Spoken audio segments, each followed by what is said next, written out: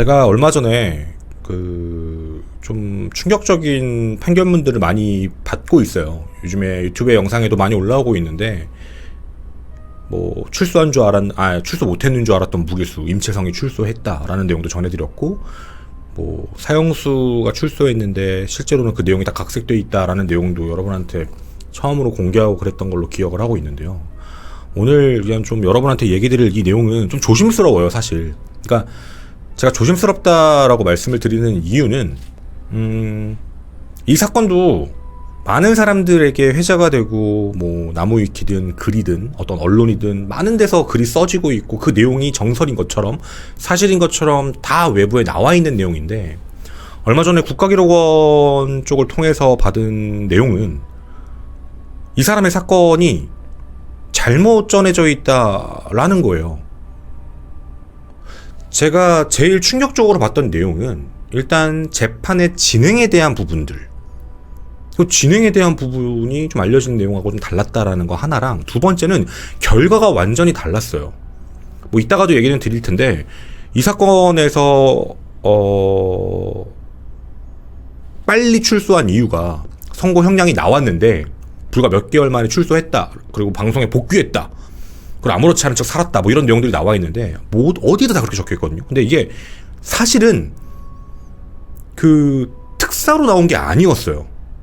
돈을 엄청 쓰신 것 같은데 특사가 아니라 정상적이게 거겠죠. 겉으로는 사법 절차에 의해서 출소를 하게 됐던 거예요. 근데 이게 내용이 잘못 올라가 있더라고요. 왜냐면 세상에 아예 공개가 안 됐으니까. 오늘 뭐 여러분들한테 보여드리는 내용들은 여러 가지 뭐 사이트들에 정리가 되어 있어서 다 내용들을 확인해 보실 수 있을 것 같은데, 알려진 판결문이 두 가지예요. 1심은 사건 번호만 적혀 있죠. 내용이 없을 텐데, 그 1심 사건이 이 사건입니다. 그래서 저도 이거 사건 번호 일부러 안 가렸는데요. 확보를 했어요. 받았습니다. 그래서 이것도 내용을 다 확인을 해봤고요. 그리고 항소심하고 대법원, 요 내용은 인터넷에 있더라고요. 근데 거기서 끝난 거라고 생각하시는 분들이 많은데 아니에요. 그 뒤에 더 판결문들이 좀 있어요. 그래서 그 내용들을 보고 나서 제가 오늘 여러분에게 이 내용을 좀 전해드리고자 하는 내용입니다. 잘못 알려져 있기 때문에. 일단 개인적으로는 이제는 사실 방송을 안 하시는 걸로 알고 있는, 잠정 은퇴라고 알고 있는데, 조영기 씨에 대한 이야기예요. 뭐 언론에서는 사람들이 뭐 킬러조다라고 부르지만 저는 조영기 씨라고 부르겠습니다. 그리고 뭐 사실 이 방송을 올리면서도 억하심정을 가지실 수도 있다라는 생각은 드는데, 뭐 사실적시 명예훼손이라면 네, 뭐 충분히 조사받고 할 테니까 네, 그거는 뭐 연락을 하시면 될 것 같습니다. 다른 부분보다도 알려진 부분들이 잘못되어 있고 국가적인 차원에서 특사로 풀어줬다라는 내용이 그대로 있는 건 좀 잘못된 것 같고요. 하신 행동에 대한 부분은 정확하게 알게 하는 게 맞지 않을까라는 그런 생각입니다. 네, 그래서 그때 당시에 조영기 씨의 그 음주운전, 뺑소니 플러스 시신 유기 사건에 대한 이야기를 좀 진행을 해보려고 하고요. 좀 편안하게, 지금 라이브 방송입니다. 라이브 방송에서 사람들하고 이런저런 얘기를 하면서 녹화 부분이 나올 것 같습니다. 일단은 어떻게 알려져 있는지만 간단하게 좀 말씀을 드릴게요. 이 사건은 이미 당시에도 언론에서 기사화가 많이 됐던 내용이에요. 1991년 8월 4일 저녁에 당시 방송인, 탤런트인 조영기 씨가 음주운전으로 보행자를 치고 현장을 이탈을 했다는 게 아니라 피해자를 다른 데 시신을 유기한 혐의까지 있는 사건입니다. 그 좀 자세한 내용들이 이제 들어와 있는 부분들을 보면은, 당시 뭐 국방부 홍보 영화 때문에 강원도 정선군에 뭐 많은 제작진들하고 함께 이제 그 읍내에 있는 여관에서 투숙을 했는데, 8월 3일 날 이제 함께 회식을 하고 술에 만취한 상태에서 여관에 못 간 상태로 자신의 승용차 안에 있다가, 어떻게 보면 동료들의 부축 때문에 거의 이제 겨우 여관으로 들어올 정도의 어떻게 보면 만취 상태였던 거겠죠. 그래서 이제 만취한 상태로 운전을 시작을 하게 됐고, 그리고 국도 정선읍에서 이제 북평면 방향으로 가고 있다가 사고를 내게 된 그런 문제였죠. 그리고 이게 뭐 기록에도 나와는 있고 외부에도 그렇게 알려져 있으니까, 사고 현장에서 약 12m 정도 떨어져 있는 숲속에다가 시신을 이제 유기를 하고, 그리고 다시 차에 탔는데 취해서 그런 건지 차 안에서 잠이 들고요. 7시간 정도가 지나가지고 경찰이 도착해서 곧바로 검거가 되었다라고 그렇게 알려져 있습니다. 그래서 당시에 검사가 재판을 진행할 때 특정 범죄 가중처벌 등에 관한 법률 위반, 그러니까 이제 유기도주 치사죄라고 해서 이제 기소를 하게 된 거죠. 물론 이제 이게 일부러 죽인 거다. 그러니까 이제 우린 요즘에 음주운전을 살인이다라고 얘기를 하니까 고의적인 부분도 이제 미필적 고의라는 게 있는데 뭐 이런 부분이 있었으면은 좀 다르게 이제 진행이 됐겠지만 어찌되었든 과실에 대한 부분은 그쪽으로 옮기게 됐습니다. 그래서 1심 재판이 진행이 됐는데 내용에 대한 부분은 이제 외부에 알려져 있지 않으니까 제가 간략하게 좀 말씀을 드리면서 갈게요. 뭐 자세한 내용은 제가 완전히 판결문을 공개해드릴 수는 없으니까. 이 판결문에 적혀있는 내용대로 보게 되면은 1심 재판부는 징역 3년형을 선고했어요. 그래서 이제 죄명 보시면은 그렇게 적혀있는 내용들도 있을 겁니다. 그래서 이때 당시에 혈중알코올 농도가 이게 외부에 알려져 있는지는 저도 잘 모르겠는데 혈중알코올 농도가 0.26%였어요. 저도 진짜 놀랐어요. 0.26%면은 이게 만취라고 얘기해도 되나 싶은 거 엄청나게 술을 많이 먹은 상태였으니까. 그래서 범행 당시에 시속 약 80km 정도로 이제 주행을 하고 있었고, 당시 야간이고 이제 비가 내려서 이제 길이 조금 미끄러운 상태였는데, 이때 당시 속도를 줄이지 않고 그대로 가고 있다가 다시 32세 피해자를 이제 차량으로 치고 나서, 그리고 그 뒤에서 피해자를 이제 유기를 한 약 12m 떨어진 숲을 속에다가 이제 숨겨놓은 거죠. 그리고 이제 도주했다라는 혐의로 1심은 징역 3년형이 이제 선고가 됐던 내용이었습니다. 사실 이제 1심이 3년이 선고가 되고 나서 조영기 씨는 매우 당황했던 것 같아요. 왜냐면 항소심 재판부터는 좀 다른 스탠스를 취하기 시작을 해요. 뭐 당황스러워서 그런 건지 모르겠지만. 그래서 이 항소심 재판에 대한 내용도 뭐 이제 인터넷에 어느 정도 공개가 좀 되어 있는 부분들이 있어서 좀 말씀을 드리면, 이렇게 항소심은 판결을 해요. 파기. 그러니까 심신미약을 엄청나게 주장을 했어요. 자기가 정신이 없었다, 술 먹은 거 잘못됐고 운전한 거 잘못됐는데 고의적으로 그런 거 아니고 기억이 나질 않는다, 뭐 이런 부분으로 엄청나게 이제 좀 이슈가 됐던 당시에는. 그래서 결국에는 항소심 재판부는 이제 이런 판결을 내리게 됩니다. 일단 그때 당시 판결문의 내용 일부를 보면은 음주 때문에 심신장애 상태에서 운전을 해 교통사고를 내는 행동뿐만 아니라 사회적으로 교통사고 이후에 적지 않게 행해지는 유기, 도주에 대한 부분들에 대해서, 그죠? 과실행위에 대한 결합범으로 처벌을 하고 있는 이상 음주할 때 이미 음주운전을 할 의사가 있었던 경우에는 위험 발생을 예견할 수 있거나 혹은 예견했다. 그러니까 예상을 하고 운전을 했단 얘기예요. 그래서 이거를 자의적으로 심신미약, 심신장애라는 부분으로 얘기하는 부분은 인정할 수 없다, 감경할 수 없다라는 입장을 취해요. 항소심 재판부가. 그래서 원심을 파기를 때리고요. 징역 5년형을 선고를 해버려요. 그러니까 형량이 올라간 거죠. 이 내용이. 그리고 나서 대법원의 판결문도 이제 나오게 되는데, 대법원은 이렇게 얘기를 했어요. 중요한 부분입니다. 대법원이 뭐라 그랬냐면, 원심 판결 파기시키고 다시 해라 라고 고등법원으로 넘겨버려요. 근데 이게 이유가 있었어요. 일단은 이게 좀 법률적으로 어려운 부분입니다. 일단 이 이유가 뭐였냐면, 첫 번째, 원심 판결 5년 판결에 따르면 그 조영기 씨의 판시가 특정 범죄 가중 처벌 등에 관한 법률 위반 혐의였죠.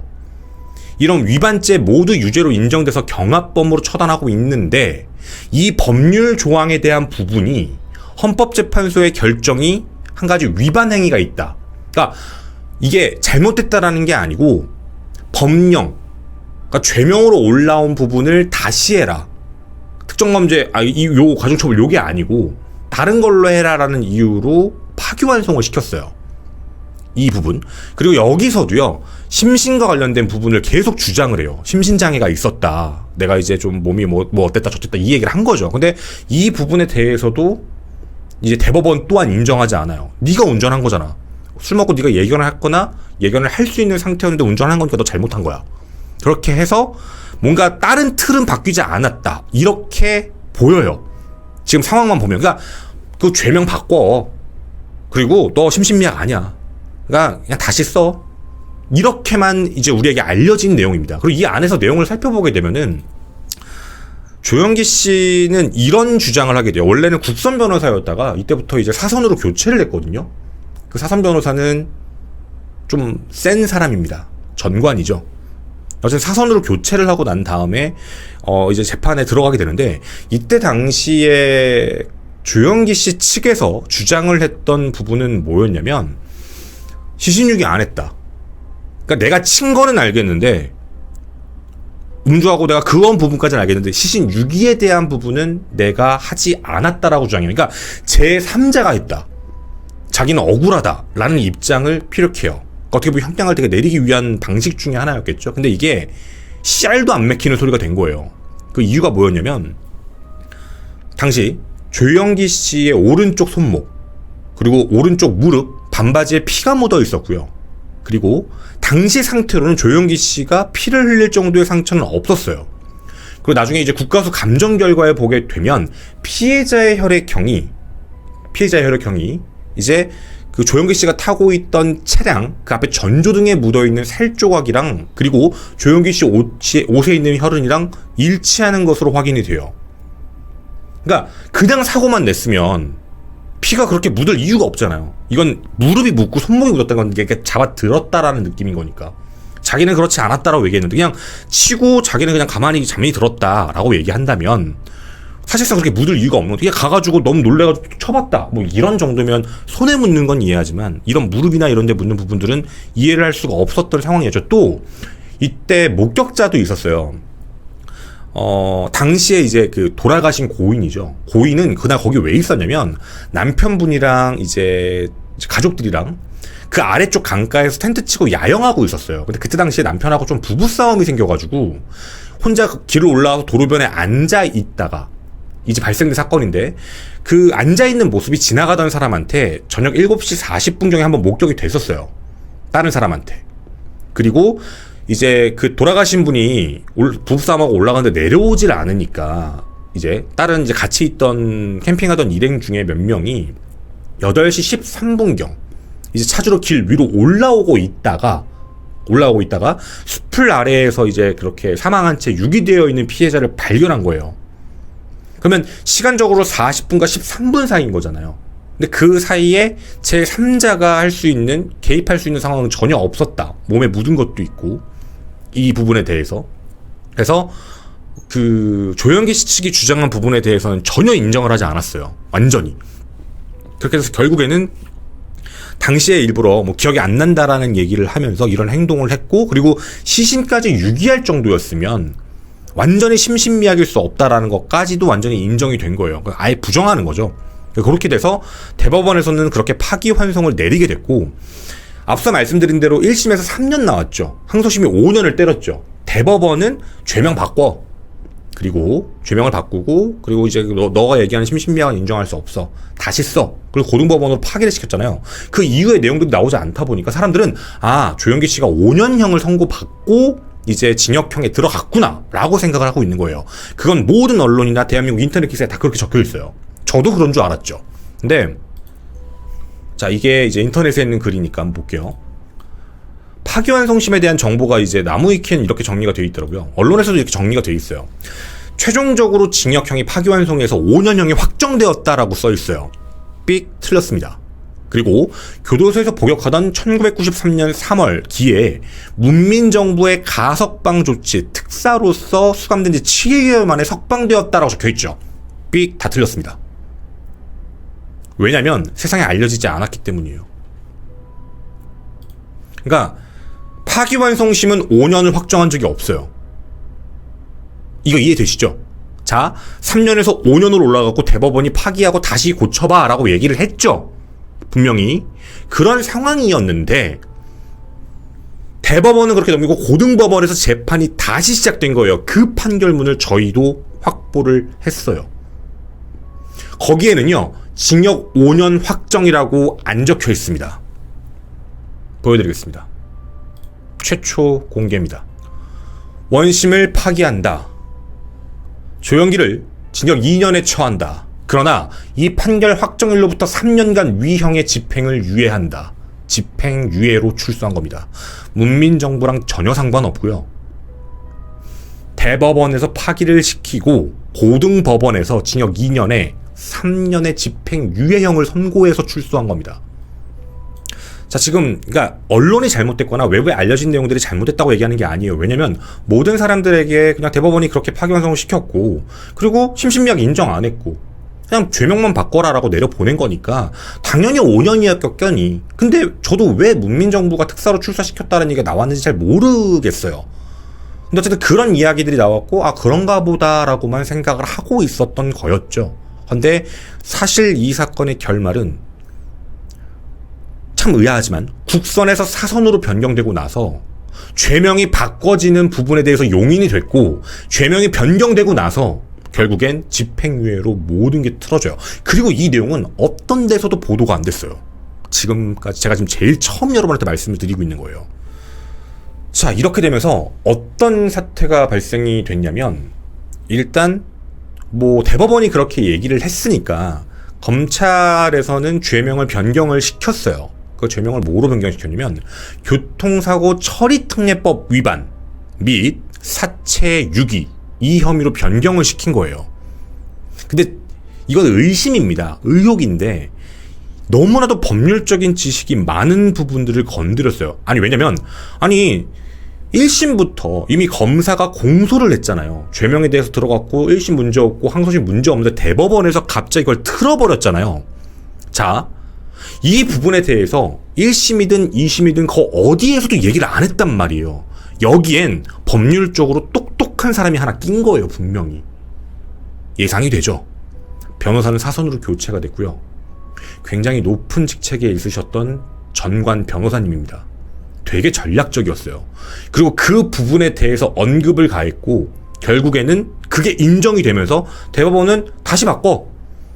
그러니까 너 심신미약은 인정할 수가, 심신미약이나 이런 부분을 건든 게 아니에요. 완전히 죄명 자체를 다른 쪽으로 바꿔서 다른 쪽에 대한 이야기가 나오게 만든 거죠. 그래서 죄명이 그 두 가지가 들어가게 된 거예요. 따로따로 교통사고 처리 특례법 위반. 그러니까 앞에서 말씀드린 특정범죄 가중처벌이 아니에요. 그래서 결국에는 이 두 가지의 혐의에 대해서 다시 재판이 들어간다라고 하면서 판결문을 써내려가게 됩니다. 파기환송된 내용에서도 앞선 내용하고 똑같이 이제 얘기를 했어요. 약 80km로 야간에 운전을 했는데 속도를 줄이지 않고 전방 좌우를 살펴보지 않아서 사고를 미리 막아야 될 업무상 주의가 있음에도 불구하고 게을리하고, 그리고 진행 방향으로 걸어가고 있던 피해자를 발견 못하고 결국에는 이제 우측 부분으로 들이받아서 그 자리에서 간 파열상 등으로 사망하게 이르렀다. 그리고 범행을 은폐하기 위해서 차도변에 쓰러져 사망한 피해자의 양 다리를 두 손으로 잡아 끌고 12m 떨어진 언덕 아래 숲을 속으로 옮겨 놓으면서 사체를 유기했다. 여기까지 다 인정이 됐습니다. 이렇게 되면서요, 이제 또 한 가지 얘기가 나옵니다. 여기 벌금형에 대한 얘기도 있고요. 피해자 유족하고 합의가 된 것도 사실입니다. 근데 이건 앞선 얘기예요. 여기가 아니라, 이 판결이 아니고 앞선 얘기였거든요. 그러니까 그리고 잘못을 깊이 뉘우치고 있는 걸 전부 참작을 하겠다라고 이야기를 하면서 결국엔 집행유예 선고가 나온 내용입니다. 그러니까 이게 초반 1심과 항소심에서 나왔던 부분에서 이제 그 뒤에까지의 내용들을 보면 조영기 씨가 문민정부 덕분에 출소했다라는 게 아니라 당시 법의 허점을 정말 잘 알고 있던 판사 출신, 높으신 분이었습니다. 판사 출신의 전관 변호사가 그걸 건들고 들어갔고요. 어떻게 보면 검사가 처음에 정했던 법령과 그 다음에 그 1심, 2심에서도 몰랐던 그 부분들까지 모두 다 합쳐가지고 한 방에 때려박아서 바꿔버린 거예요. 그리고 결국엔 출소를 하게 된 내용이었죠. 이런 내용입니다. 자, 제가 지금 여러분한테 이 이야기를 드리는 내용은 왜 안 보여줘? 여기 지금 제가 판결문을 그대로 갖고 있어서 편집을 해서 올려야 돼서 그래요. 어떤 부분을 넣고 빼야 되는지에 대한 것. 그래서 그 부분 때문에 제가 지금 다 보여드릴 수 없는 거고요. 그리고 여기에서 내용을 좀 이제 판결문 적혀있는 내용을 보게 되면은 형의 집행유예를 선고한 이유에 대해서는 참 사실상 지금으로 따지면 집행유예가 나오기가 너무 어렵죠. 결론적으로 생각을 해봤을 때는. 근데 그때 당시에는 그런 게 있었나? 라는 생각이 들 만큼이었었어요.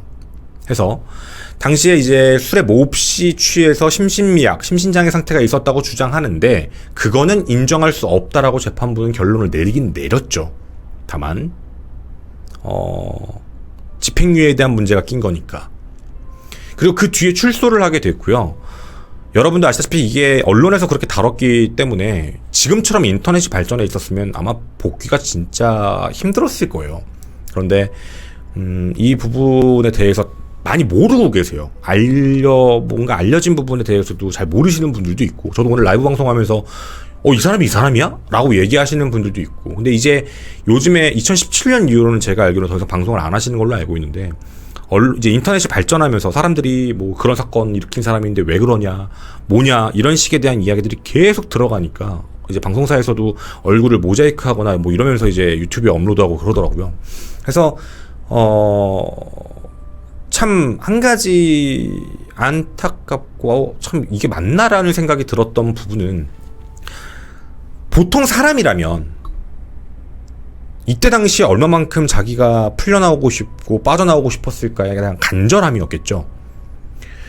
그래서 1심 때는 국선을 써서 그냥 아무렇지 않게 대처를 했다가 이게 상황이 좀 이상해지니까 이제 전관을 써서 결국에는 이제 형을 뒤집었죠. 판결을 뒤집고 집행유예로서 나오게 됐던 케이스였는데, 그 뒤에도 이게 인터넷에 적혀있는 내용이니까 제가 말씀을 드리면, 음주 때문에 방송을 펑크 내거나 잠적하거나 했었던 일들도 있었다라고 적혀 있더라고요. 이게 어느 정도 진실인지 아닌지는 모르겠지만 그 이후에 방송에서 얘기를 했던 부분들을 보게 되면, 자기가 그때 당시에 그랬다라는 기사도 있고 그런 내용을 보게 되면, 참 이게 저라면 술 정말 입에도 되기 싫을 것 같은데, 그리고 정말 반성도 많이 해야 되고요.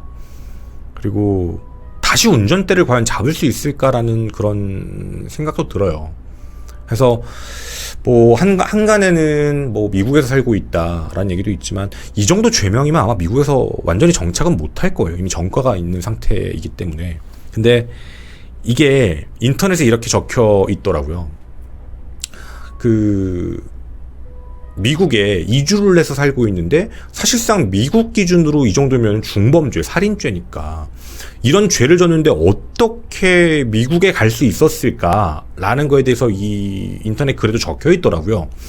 만약에 징역 확정 판결 5년이었으면요 못 가죠. 집행유예로 풀려났잖아요. 그러니까 징역 2년에 집행유예 3년이 나왔기 때문에 이제 미국 가는 거는 큰 문제가 없었던 것 같아요. 그래서 그 부분에 대한 건 없고, 제가 알기로는 지금 대한민국에 아직 살고 계신 걸로 알고 있습니다.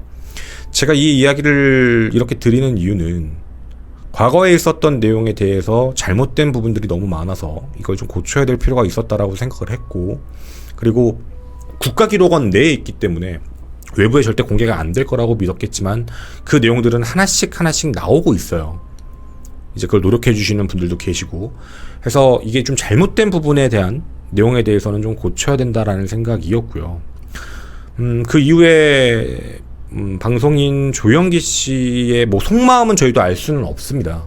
하지만 그 뒤에 이제 수많은 방송을 하시면서 참여하고 반성하고 사셨다면 이라는 말에, 이런 뭔가 가정에 퀘스천 마크가 약간 달리는 이유는, 그 뒤에도 방송 펑크를 내신 것도 있고, 방송에서 뭔가 이런 거와 관련해서 아무렇지 않게 얘기하셨던 부분들도 있다라는 걸 보면 좀 그렇지 않을까라는 그런 생각입니다.